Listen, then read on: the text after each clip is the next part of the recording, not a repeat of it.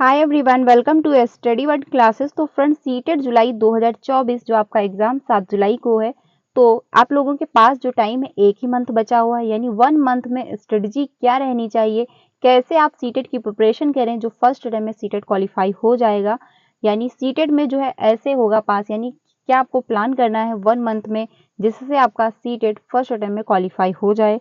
ये video paper 1 जो देने वाले हैं उनके लिए भी हेल्प करेगी और पेपर 2 दोनों के लिए हेल्प करने वाली है। तो वीडियो को लास्ट तक देखिएगा। मैंने सीटेट के दौरान 1 मंथ में कैसे प्लान किया था, जो मेरा फर्स्ट अटेम्प्ट में सीटेट क्वालिफाई हो गया, मैं वो सारी बातें डिटेल में आप लोगों के साथ डिस्कस करने वाली हूँ। साथ ही साथ कैसे नंबर बढ़ सकते हैं, क्योंकि नंबर बढ़ने का भी एक तरीका होता है कि कैसे आपके नंबर बढ़ सकते हैं, किस पे आपको ज़्यादा फोकस देने की ज़रूरत होती है। तो एग्जाम से पहले वीडियो को जरूर देखिएगा, आपको बहुत सारी हेल्प मिलेगी। तो स्टार्ट करते हैं, यानी 1 मंथ ही आप के पास बचा हुआ है सीटेट, और इस बार जो सीटेट क्वालिफाई होना बहुत ही ज़्यादा ज़रूरी है, क्योंकि आपको टीआरई 4 भी देखने को मिलेगा, कीवीएस की भी वैकेंसी आपको देखने को मिलने वाली है। तो बहुत सारी वैकेंसी आपको देखने को मिलने वाली है। ठीक है, तो स्टार्ट करते हैं, यानी 1 मंथ में क्या आपकी स्ट्रेटजी रहने वाली है। तो वीडियो को लास्ट तक जरूर देखिएगा। देखिए, सबसे पहले जो प्लान करना है कि आपको टारगेट क्या रखना है कि 120 130 जितना भी आपका टारगेट हो, लेकिन टारगेट इतना ही रखिएगा, इतना मत रखिएगा कि मेरे 90 नंबर हो जाएं। अगर आपने 90 नंबर का रखा है कि आपके 90 नंबर आ जाएं, तो आपके इतने नंबर नहीं आएंगे, उससे कम आएंगे। यानी कि अगर आपने टारगेट 120 का रखा है तो आपके 110 आएंगे, 115 आएंगे, 100 नंबर आ सकते हैं। जितना आप टारगेट रखते हैं उससे कम ही आपका नंबर आ पाता है। तो इसलिए टारगेट जो है 120 130 140 प्लस का रखिएगा, तभी जाके आपके नंबर जो है 100 प्लस आ पाएंगे। ठीक है, तो 1 मंथ में स्ट्रेटजी क्या रहनी चाहिए, इस पे हम लोग बात कर लेते हैं। देखिए, सबसे पहले जब आप पेपर देने जाते हैं, तो पेपर जब आप दे रहे होते हैं तो आपको सारी चीजें बहुत अच्छे से क्लियर समझ में आ रही होती है। जब पेपर हॉल में आप एग्जाम हॉल में दे करके निकलते हैं, तो आपको सारे टॉपिक समझ में आ रहे होते हैं कि कहाँ से क्वेश्चन पूछा गया है और कौन सा क्वेश्चन कैसे डील करना था। ठीक है, वो कैसे होता है कि आप ध्यान से प्रीवियस का क्वेश्चन जो है अटेंड कर रहे होते हो, और एनालिसिस हो रहा होता है आपका कि कौन से टॉपिक से क्वेश्चन आया था, इसका कौन सा आंसर होना चाहिए, तो कहाँ पे आपके द्वारा मिस्टेक हुई जो 1 नंबर चला गया। एनालिसिस बहुत अच्छे से हो जाता है, क्योंकि एग्जाम हॉल में इतना प्रेशर रहता है कि सारा एनालिसिस बेस्ट हो रहा होता है। तो उसी तरह से आपको घर में भी अटेंड करना है अपना पेपर, यानी कि प्रीवियस का क्वेश्चन डेली आपको एक लगाना है। अब ज़्यादा टाइम बचा नहीं है, तो क्या करना है, सारे ऑनलाइन के जो सेट हैं, आप डेली एक कोशिश करिए कि सारा मतलब जो भी आपका काम काज है, काम करके फाइनल होके 1 घंटा मतलब प्रीवियस का क्वेश्चन एक जरूर करिए, क्योंकि 2.5 घंटे का पेपर होता है। 2.5 घंटे के पहले ही अगर आप कोशिश करिए कि जो आपका पेपर है वो अच्छे से अटेंड हो जाए। तो अगर आप डेली प्रीवियस का क्वेश्चन एक कर रहे हो, ठीक है, तो आपका अच्छे से क्वालिफाई हो जाएगा। साथ ही साथ जो आपके नोट्स हैं, सीटेट की प्रिपरेशन के दौरान आपने जो नोट्स बनाए होंगे या फिर नहीं भी बनाए हैं, तो सीटेट में क्या है, एनसीईआरटी जो बुकें हैं आप उनको अच्छे से रीड करिए, जो मेन टॉपिक हैं उनको आप अच्छे से समझिए। फिर जब प्रीवियस का क्वेश्चन करिए तो एनालिसिस बहुत जरूरी है। देखिए, बहुत लोगों का ये रहता है कि बहुत लोगों की थिंकिंग ये भी रहती है कि एनालिसिस जितनी देर हम करेंगे उतनी देर में एक टॉपिक कंप्लीट कर लेंगे, लेकिन वो एक टॉपिक कंप्लीट नहीं हो पाता है। एनालिसिस बहुत ज्यादा जरूरी होता है। आप देखिए, ये कुछ लोग कहते हैं सीटेट में कितने घंटे पढ़ना चाहिए, तो सीटेट में कोई 4-5 घंटे नहीं, आप कितने टाइम पढ़ रहे हो ये मैटर नहीं करता है। आप कितना पढ़ रहे हो और कितनी चीजें आप कनेक्ट कर पा रहे हो, आपके दिमाग में कितनी चीजें बैठ पा रही वो मैटर करता है कि कितना आप जो है एक्वायर कर पा रहे हो जो नॉलेज है। ठीक है, तो ये नहीं कि आप 4 घंटे पढ़ते जा रहे हो बट आप कुछ जो समझ नहीं पा रहे हो, तो इसका कोई बेनिफिट नहीं होगा। आप अगर डेली 2 से 3 घंटे भी दे रहे हैं और आप अच्छे से चीजों को समझ रहे हैं, कनेक्ट कर रहे हैं, तो आपको बेनिफिट मिलेगा। तो आपको करना क्या है, डेली जो आपके नोट्स हैं वो आप अच्छे से रिवीजन करिए, प्रॉपर तरीके से समझिए, और साथ ही साथ प्रीवियस का क्वेश्चन एक डेली करिए। टाइम मैनेज करिए, कोशिश करिए कि 2.5 घंटे के पहले ही आप जो है सारा पेपर हल कर लें। उसके बाद क्या करना है, एनालिसिस जरूर करना है कि कौन सा टॉपिक जो है आपसे मिस्टेक हुई है, कौन सा टॉपिक जो आपका क्वेश्चन आया हुआ था जो गलत हुआ है, कौन से सब्जेक्ट जो है आपकी वीक है, सीडीपी वीक है, हिंदी लैंग्वेज फर्स्ट वीक है, या फिर लैंग्वेज सेकंड वीक है, या फिर संस्कृत इंग्लिश जो भी आपका सब्जेक्ट हो कौन सा वीक है, तो आप उस पर ज्यादा फोकस करिए। जो सब्जेक्ट स्ट्रांग है उस पर भी ध्यान दीजिए, बट जो वीक है उस पर आप लोग ज्यादा फोकस करिए। ठीक है, तो अब हम लोग बात कर लेते हैं पेपर 1 एंड पेपर 2। सबसे पहले टारगेट आप रखिए 130 का या 140, इतना ही रखिए, क्योंकि अगर 100 का रख रहे हैं या फिर 90 नंबर का रख रहे हैं तो आपके इससे नंबर जो है जो नंबर है वो कम ही आएंगे। ठीक है, तो पढ़ना क्या है आपको, सिर्फ क्या पढ़ना है, एनसीईआरटी प्लस प्रीवियस के क्वेश्चन। प्रीवियस के क्वेश्चन से आपको प्रैक्टिस करनी है। प्रीवियस के क्वेश्चन बहुत हेल्प करते हैं अगर आप, लेकिन एक बात ये भी है, बहुत लोगों का ये रहता है कि प्रीवियस के क्वेश्चन करके क्या सीटेट क्वालिफाई हो जाएगा, तो सीटेट प्रीवियस के क्वेश्चन करके सीटेट क्वालिफाई नहीं हो सकता है। आप नंबर ले आओगे, 80 ले आओगे, 85 ले आओगे, 89 ले आओगे, बट अच्छे से क्वालिफाई नहीं हो पाएगा, क्योंकि प्रीवियस के क्वेश्चन करने से आपको समझ में आ रहा होता है कि कैसे क्वेश्चन पूछे जाते हैं, लैंग्वेज क्या रहती है, क्योंकि लैंग्वेज भी सीटेट में बहुत घुमाई जाती है, ठीक है। साथ ही साथ टाइम मैनेज हो रहा होता है, कौन से टॉपिक से ज़्यादा क्वेश्चन आते हैं, कौन से सब्जेक्ट बहुत ज़्यादा स्ट्रॉन्ग करने की ज़रूरत है, तो ये सब नॉलेज आपको प्रीवियस के क्वेश्चन से मिल रहा होता है। लेकिन अगर आप एनसीईआरटी फॉलो करोगे तो आपका कंटेंट मजबूत होगा, और जब कंटेंट मजबूत होगा तो कैसे भी क्वेश्चन घुमाए सीटेट आप कर लोगे, क्योंकि क्वेश्चन जो है आपका जो सिलेबस है सीटेट का अभी चेंज नहीं किया गया अभी तक, लेकिन जो 2011 के आप क्वेश्चन उठा के देख लीजिए और वही 2023 के उठा करके देख लीजिए, या फिर 2024 में जो 21 जनवरी को पेपर हुआ था वो उठा के देख लीजिए, बहुत फर्क है। पहले जो क्वेश्चन पूछे जाते थे 2, 3, 4 लाइन के होते थे, अब जो होते हैं 5, 6, 7, 8 लाइन के क्वेश्चन होते हैं। क्वेश्चन को ऊपर से पढ़ते आओगे, आप नीचे तक पहुंचोगे, आप भूल जाओगे कि क्या ऊपर लिखा हुआ था, ठीक है। तो ये कंडीशन है, यानी सिलेबस नहीं चेंज किया गया, लेकिन स्टेटमेंट जो है वो बुक से उठा करके वैसे ही कॉपी पेस्ट किए जा रहे हैं, यानी सेम वही स्टेटमेंट बुक से उठा करके जो है पेपर में आपको देखने को मिलते हैं।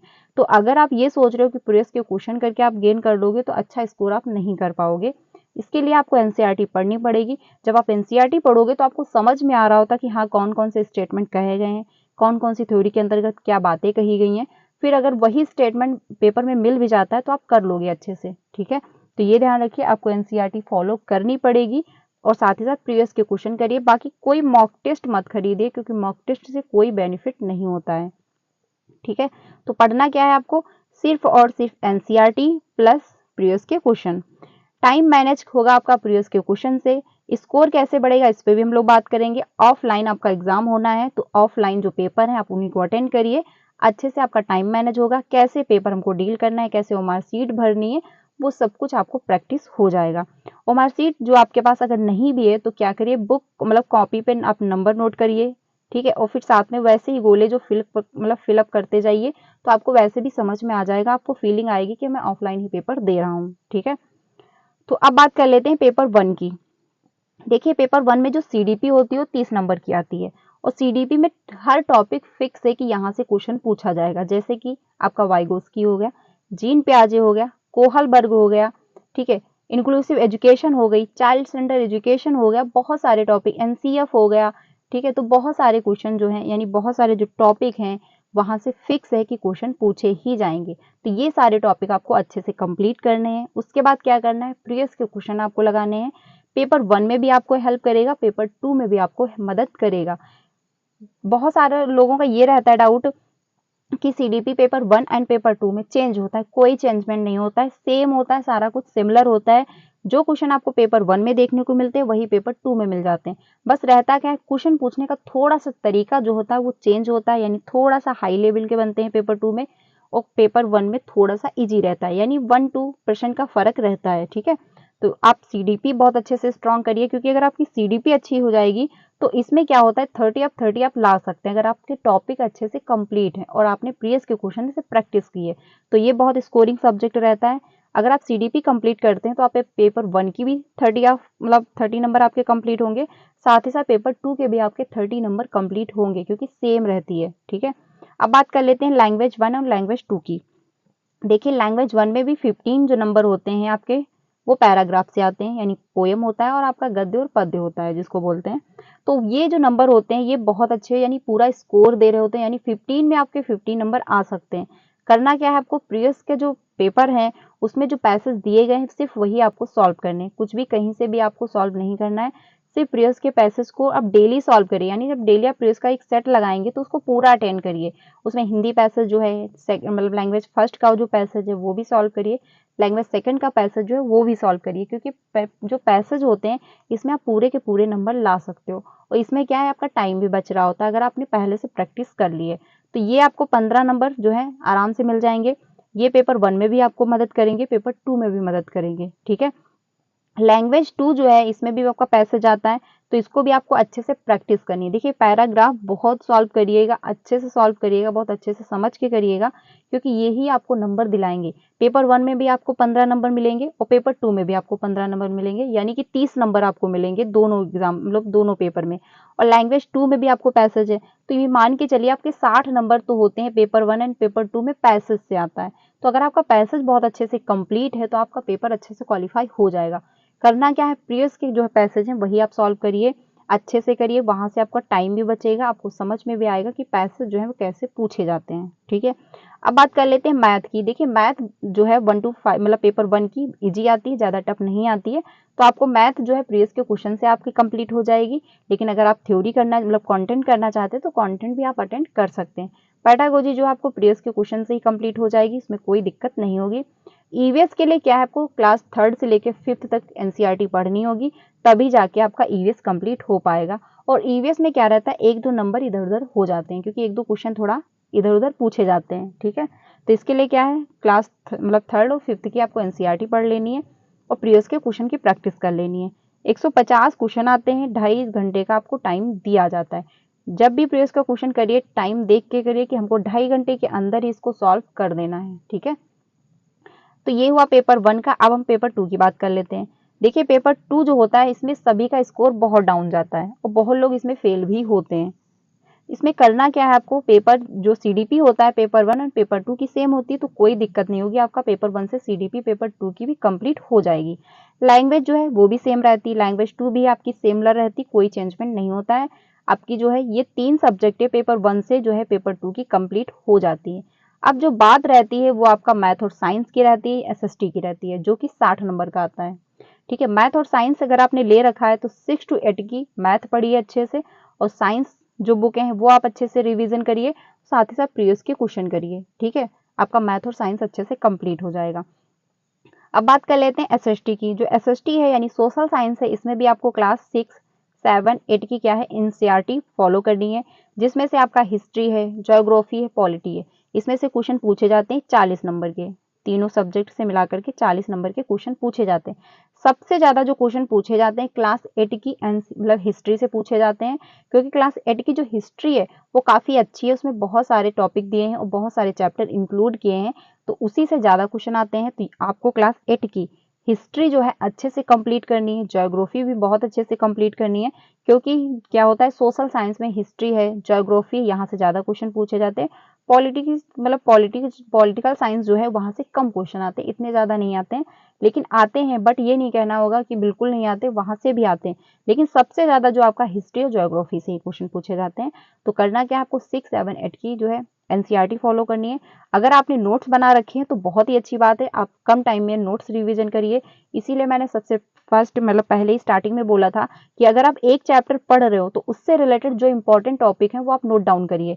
ये जो नोट्स आपकी तैयार होगी आपको पता भी नहीं चलेगा, आपकी नोट्स तैयार हो जाएगी, क्योंकि आप मैक्सिमम टाइम जो डेली दे रहे हैं आधा घंटे नोट्स में लिखने में, तो आपको लास्ट में बहुत मदद करती है। तो वो आप मल्टीपल टाइम रिवीजन करिए और प्रीवियस के क्वेश्चन करिए, आपका अच्छे से क्वालिफाई हो जाएगा, कोई दिक्कत नहीं होगी। लेकिन अगर आपके पास नोट्स नहीं है तो कोई दिक्कत वाली बात नहीं है, आप बुक के जो इंपॉर्टेंट टॉपिक हैं वो अच्छे से रिवीजन करिए और प्रीवियस के क्वेश्चन करिए। ठीक है, तो ये है। बाकी आपका जो 20 नंबर का पेडागोजी होता है वो आपका कहाँ से कंप्लीट होगा, प्रीवियस के क्वेश्चन से भी हो जाएगा, साथ ही जब आप एनसीईआरटी पढ़ रहे होते हो बुकें, तो वहां से भी आपको समझ में आ रहा होता है, क्योंकि बुक से भी जो मतलब पेडागोजी है वो भी वहां से भी 1-2 क्वेश्चन पूछे जाते हैं। ठीक है, तो ये आपको प्रीवियस के क्वेश्चन से कंप्लीट हो जाएगा जो 20 नंबर की पेडागोजी आती है। तो इस वजह से क्या करना है, प्रीवियस के क्वेश्चन मल्टीपल टाइम जो है रिविजन करने हैं, यानी जो कंटेंट है उसको मल्टीपल टाइम रिवीजन करना है, और साथ ही साथ डेली एक प्रीवियस का जो है सेट लगाना है। आपको डेली टारगेट यही रखिए कि हमको डेली क्या करना है, 2.5 घंटे बैठ करके एक पेपर सॉल्व करना है। उस पेपर सॉल्व करते टाइम क्या करना है, आप टाइम मैनेज करिए कि हमको 2.5 घंटे के अंदर ही, यानी टारगेट ये रखिए कि हमको 2 घंटे में पेपर सॉल्व करना है, क्योंकि आधा घंटा वहां पे इधर उधर में निकल जाता है, कुछ पता नहीं चलता है। तो टारगेट ये रखिए कि हमको 2 घंटे में पेपर को सॉल्व करना है। स्कोर कैसे बढ़ेगा, जब आप प्रीवियस के क्वेश्चन करिए तो एनालिसिस करिए कि कौन सा टॉपिक आपका वीक है, कहाँ पे आपके नंबर कम हुए हैं, यानी कि मान लीजिए लैंग्वेज 1 में अगर आपके नंबर कम हुए तो कहाँ पे कम हो गए, पेडागोजी में कम हो गए या फिर पैसेज में कम हुए हैं। एनालिसिस करके क्या होगा, आपको समझ में आएगा कि कहाँ पे आपके नंबर कम है, तो आप उस पर ध्यान दोगे। ठीक है, तो एनालिसिस बहुत ज़रूरी है। जब आप एनालिसिस करोगे तभी जाके आपका स्कोर बढ़ पाएगा। ठीक है, बाकी ऑफलाइन आपका एग्जाम होना है तो ऑफलाइन आप पेपर अटेंड करिए, अच्छे से टाइम मैनेज करिए, तो आपको वही फीलिंग आएगी कि हम एग्जाम हॉल में बैठे। आप ये सोच के मतलब पेपर सॉल्व करिए कि हमको 2.5 घंटे के अंदर करना है और मैं जो हूँ एग्जाम हॉल में बैठा हूँ वैसे ही पेपर अटेंड कर रहा हूँ। इससे क्या होता है, दिमाग पे प्रेशर रहता है कि हाँ हम पेपर कर रहे हैं। जब आप पेपर करके निकल रहे होते तो आपको सारा पेपर अच्छे से रिविजन हो रहा होता है कि हाँ कौन सा टॉपिक से क्वेश्चन आया था, कौन से क्वेश्चन में कौन सा आंसर होना चाहिए था, वो सब कुछ रिवीजन हो रहा होता है, सारा एनालिसिस आपको हो रहा होता है। तो अगर आप यही फीलिंग लेकर के पेपर जो सॉल्व करेंगे तो आपको सारा एनालिसिस ऑटोमेटिक हो जाएगा कि हाँ क्वेश्चन में कौन कौन से क्वेश्चन पूछे गए थे, पेपर में कौन कौन से टॉपिक से पेपर मतलब क्वेश्चन आए हुए हैं। ठीक है, तो आप ऐसे करिए, आपका पेपर जो है अच्छे से क्वालिफाई हो जाएगा। मैंने लास्ट में यही किया था, यानी कि मैंने स्टार्टिंग में जो है सारे थ्योरी अच्छे से कंप्लीट की थी, फिर मैंने इंपॉर्टेंट जो मतलब टॉपिक थे उससे क्या किया था, मैंने नोट डाउन किया था थोड़ा बहुत, मैंने अपनी ही राइटिंग में मतलब अपने ही मैंने ऐसे नोट डाउन किया था कि मुझे खुद में समझ में आ जाए। ठीक है, फिर वही लास्ट में मैंने 1-2 बार रिवीजन किया था, अच्छे से एनालिसिस किया था। पेपर को मैं डेली सॉल्व करती थी, टारगेट मेरा यही रहता था कि 2 घंटे के अंदर मुझे इसको कंप्लीट कर लेना है। फिर एनालिसिस में कर लेती थी, क्योंकि एनालिसिस अगर आप ये सोच के बैठे हो कि मैं एग्जाम हॉल में बैठा हूँ मुझे पेपर अटेंड करना है, तो एनालिसिस आप पेपर के दौरान ही आपका हो रहा होता है कि कौन से टॉपिक से ज़्यादा क्वेश्चन पूछे गए थे, कौन से टॉपिक से कम आए, वो कैसे हमको इसको डील करना था, कहाँ पे हमसे गलती हो गई। ठीक है, तो एनालिसिस आपका हो जाएगा। तो इससे क्या होगा, आप जब फर्स्ट टाइम अटेंड करोगे पेपर करोगे घर पे बैठ कर मतलब घर पे बैठ कर जब आप पेपर करोगे तो थोड़ी ज़्यादा गलतियाँ होंगी, जब सेकेंड टाइम आप करोगे तो थोड़ी कम होंगी, जब लास्ट टाइम करोगे तो और कम होंगी। ऐसे ही करके क्या होगा कि धीरे धीरे आपकी गलतियां कम हो जाएंगी, आपका अच्छा स्कोर बढ़ जाएगा। तो ऐसे आप प्लान करिएगा, आपका सीटेट पेपर 1 एंड पेपर 2 दोनों क्वालिफाई हो जाएगा, कोई दिक्कत नहीं होगी। वीडियो अच्छी लगी हो तो लाइक जरूर करिएगा। अगर आपको मेरी राय समझ में आई है या हेल्प करेगी तो कमेंट में अपनी राय दीजिएगा। मैंने ऐसे ही प्रिपरेशन किया था और मेरा फर्स्ट टाइम में सीटेट क्वालिफाई हो गया था। सीटेट क्वालिफाई होना कोई बड़ी बात नहीं है, बस समझना क्या है, आपको टाइम मैनेज करना है, लैंग्वेज समझनी है, प्रीवियस के क्वेश्चन करने हैं, एनसीईआरटी फॉलो करनी है। 4-5 चीजें हैं जो सीटेट के दौरान आपको फॉलो करनी है, आपका सीटेट अच्छे से क्वालिफाई हो जाएगा। क्योंकि बहुत सारे ऐसे लर्नर भी हैं जो 4 से 5 बार पेपर दे चुके हैं सीटेट का, बट क्वालिफाई नहीं हो पा रहा है। अब जो सबसे इम्पोर्टेंट बात है वो ये है कि ग्रामर, यानी कुछ लोगों का ये माइंड सेट रहता है कि हमको ग्रामर पढ़नी है क्योंकि ग्रामर से क्वेश्चन पूछा जाता है। तो ग्रामर आपको बिल्कुल भी नहीं पढ़नी, क्योंकि ग्रामर जो है 1 से 2 क्वेश्चन आते हैं पैसेज में, जो कि उसी पैसेज से दिए होते हैं। और आज आप जो इस स्टेज पे आ चुके हो कि आपका दिमाग इतना डेवलपमेंट हो चुका होता है कि आप नॉर्मली जो है व्याकरण के यानी ग्रामर के क्वेश्चन कर लोगे, कोई दिक्कत नहीं होगी। अगर आपको दिक्कत भी हो रही है तो उसी पैसेज से दिए होते हैं, आप कर लोगे आराम से। अब इसके लिए आप 1 से 2 नंबर के लिए क्या है आप ग्रामर पढ़ने बैठ जाओगे तो ये कोई बेनिफिट नहीं रहेगा, ये कोई अच्छी बात नहीं होगी। तो इसलिए क्या करना है, ग्रामर को बिल्कुल भी देखना ही नहीं है, बिल्कुल भी मतलब बिल्कुल भी इसको पढ़ना ही नहीं है। सिर्फ क्या करना है, पैसेज सॉल्व करने हैं लैंग्वेज में, पैसेज सॉल्व करके आपका ग्रामर जो है 1-2 नंबर का आता है वो भी आपका कंप्लीट होगा। पैसेज में आपके पूरे पूरे नंबर आ जाएंगे, यानी 15 में 15 नंबर आप ला सकते हैं अगर पैसेज को अच्छे से आप समझ के सॉल्व कर रहे हैं। पैसेज में पूरे के पूरे नंबर आएंगे, साथ ही साथ टाइम भी बचेगा। इसमें मेरे खुद के जो है पूरे में पूरे आए हुए थे, बहुत सारे लोगों के पूरे में पूरे नंबर आ जाते हैं। करना क्या है, सिर्फ पैसेज को सॉल्व करना है, पहले से प्रैक्टिस करनी है, बाकी इसमें कुछ भी आपको रटना नहीं होता, कुछ भी आपको याद नहीं करना होता है। ठीक है, तो ये सारी बातों को आप ध्यान रखिएगा, यानी कि पेपर को आप सॉल्व करिए और पेपर को पूरा अटेंड करिए, यानी जो लैंग्वेज दे रखी है, पैसेज जो दे रखे हैं सारे अटेंड करिए, अच्छे से सॉल्व करिए, आपका अच्छे से सीटेट क्वालिफाई हो जाएगा, कोई दिक्कत नहीं होगी। बाकी अगर आप सीटेट की प्रिपरेशन कर रहे हैं तो डेली 3 बजे एंड 5 बजे जो आपको क्लासेस मिलती हैं आप लोग ज्वाइन कर सकते हैं। आपका पेपर 1 हो या पेपर 2 दोनों अच्छे से क्वालिफाई हो जाएंगे, क्योंकि 3 बजे की क्लास में हम लोग प्रीवियस के क्वेश्चन करना स्टार्ट कर चुके हैं, तो आप लोग ज्वाइन कर सकते हैं। मिलते हैं नेक्स्ट वीडियो में। क्लास अच्छी लगी तो लाइक करिएगा, अगर आपको मेरी राय समझ में आई है या हेल्प कर रही है तो जरूर अपने कमेंट में अपनी राय दीजिएगा। मिलते हैं नेक्स्ट वीडियो में। वीडियो अच्छी लगी तो लाइक करिएगा एंड अपने सारे फ्रेंड को शेयर करना जो भी सीटेट की प्रिपरेशन कर रहे हैं। Thank you.